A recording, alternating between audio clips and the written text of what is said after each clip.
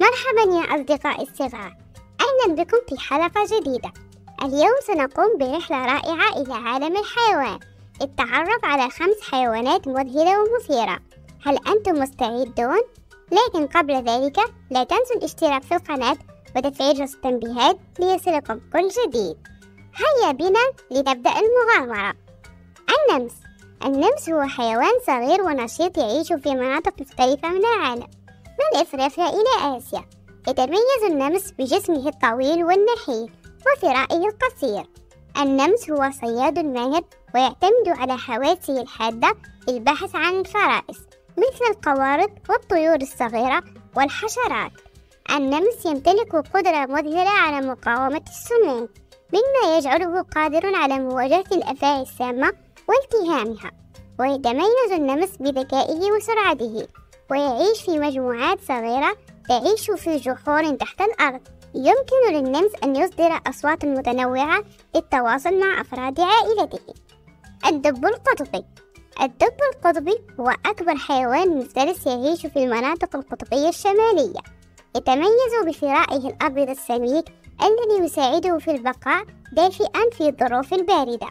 ويتغذى الدب القطبي على الفقمات والأسماك، ويعتمد على حاسة الشم القوية للبحث عن فرائسه. الدببة القطبية سباحة ممتازة، حيث يمكنها السباحة لمسافات طويلة بحثا عن الطعام. تعيش الدببة القطبية في بيئة قاسية، لكنها مجهزة جيدا للبقاء على قيد الحياة في هذه الظروف.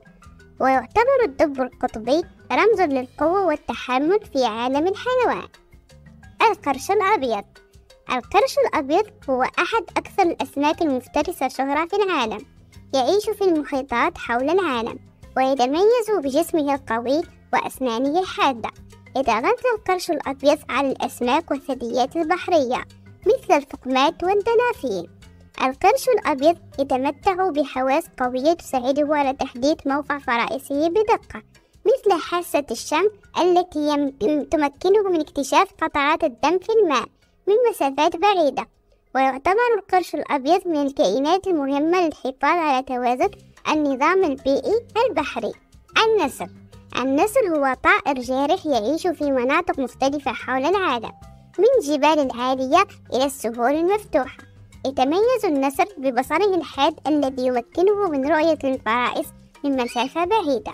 يتغذى النسر على الحيوانات الصغيرة مثل الأرانب والأسماك. النسر يمتلك أجنحة قوية تمكنه من التحليق على ارتفاعات كبيرة ولأوقات طويلة. ويعتبر النسر رمزا للقوة والشجاعة في العديد من الثقافات. النسر يبني أعشاشه على قمم الأشجار العالية والجروف الصخرية، مما يوفر له رؤية شاملة للمناطق المحيطة به. في الأخير، أتمنى أن تكونوا قد استمتعتم بالتعرف على هذه الحيوانات الرائعة والمثيرة. إذا أعجبكم الفيديو لا تنسوا الضغط على زر الإعجاب والاشتراك في القناة لمشاهدة المزيد من الفيديوهات الممتعة. إلى اللقاء في حلقة جديدة ومغامرة جديدة في عالم الحيوان. دمتم في رعاية الله وحفظه.